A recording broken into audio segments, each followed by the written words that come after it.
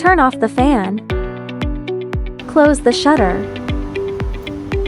Turn off the blow button. Clean the cutting head surface with a clean cloth.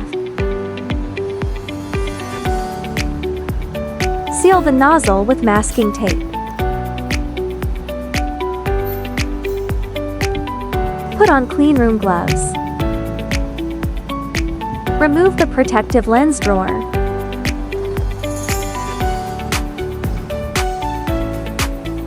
And immediately cover it with the drawer cap, or seal the drawer opening with masking tape. Remove, inspect, and replace the protective lens.